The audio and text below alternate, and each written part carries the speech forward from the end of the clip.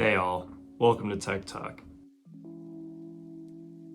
Tech Talk is essentially a place where I can talk about anything and everything tech related. Anything from nostalgic gaming consoles to regular home PC use to media servers and even cool software and maybe a few demos on some programs.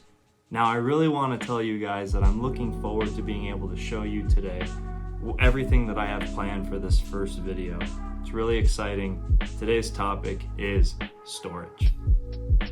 Now storage can be a bit confusing, right? There's a lot of different options, and I have a few here laid out in front of me that I'm really excited to talk about. But what is storage essentially, right? When we think of storage, we think of everything that we have going into a certain spot on our computer where it's held onto, and it can be deleted if we want to. Different things affect storage, and the speed of a storage device is usually what most consumers, especially those who are into video games, look intensely into when making a decision. I'm going to go over the 5 basic types of home storage that most people probably have on their computer. The first kind of storage device that we're going to talk about is what's called an internal SSD.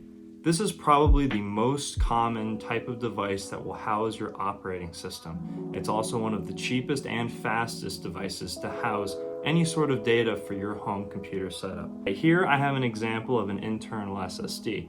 Now it's relatively small and thin, coming in about 2.5 inches, which is usually what's specified on any brackets that you may get or adapters for your computer case.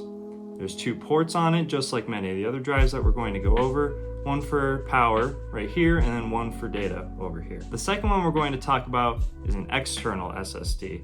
Now, an external SSD usually comes in a case, more of like a hard shell to kind of protect it. But what I have here is essentially an adapter that makes any internal SSD also functional as an external SSD. Now, would I recommend carrying this around for your everyday solution? Probably not. However, if you are on the go and you want to take a solution with you, ensure that it's USB 3.0, which is usually the blue tip on the end of the USB port, then you can actually have some pretty decent read and write speeds with these, say on the go, on vacation, or even if you're going to play games with the boys over at their house on your laptop. The third type of storage I'm going to talk about is external HDDs. Now, external HDDs, usually in an enclosure just like this one that I have, and these enclosures are usually protective just because you're going to be carrying this around probably on vacation with you or on trips, and it's got actual moving parts inside of it. The hard drive, different than an SSD, has moving parts that go around and actually write the data onto a physical space, whereas an SSD essentially writes electronic data to a physical spot on the SSD, but there's no moving parts, unlike an HDD, which actually has a needle and a spinning disk. This one's different. As you can see, it has a different port that you can plug into, which actually goes into a USB 3.0 connection as well. This is what I use for photos and videos on my home computer, and that's generally all it's really good for. I wouldn't put many games on this unless you're going to be taking it and it's usually a low demanding game, just because it's not the best. The fourth type I'm going to talk about is an internal HDD. Now I have 2 internal hard drives. I have one in my Synology NAS and I have one in my PC as well. So I have this extra one that I pulled out. Essentially, think of a HDD as a little bit bigger. This one's probably for a laptop, but usually they're a bit bigger and they're a bit wider as well. And they have the same kind of connection. They have a data connection and a power connection. And here you can see kind of more of the internal workings, right? It's got this disk, but this isn't the actual disk it's writing data to. But there's a needle inside, and when the disk spins, the needle writes to this hard drive any data from your computer.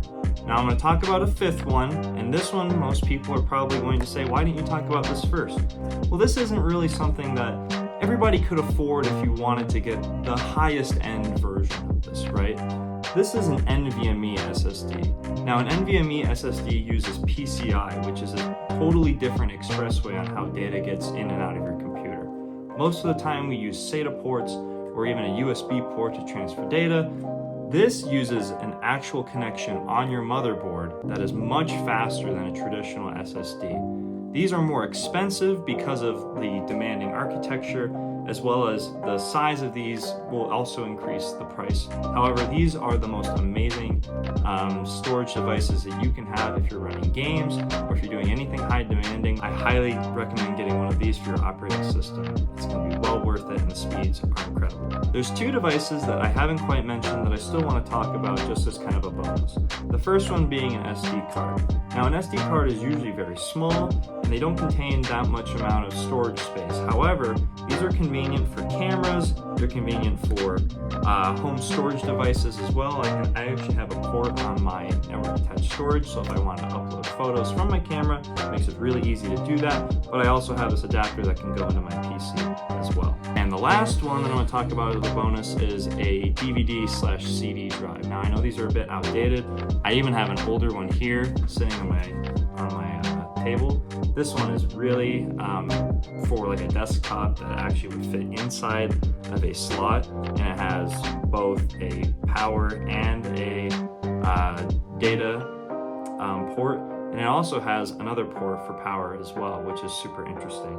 This one just requires a USB, but it also has this micro USB slot as well. Now, I kind of wanted to close up by saying this is my first video. I think there's a lot that I can learn and a lot that I can watch as well to improve how I explain things.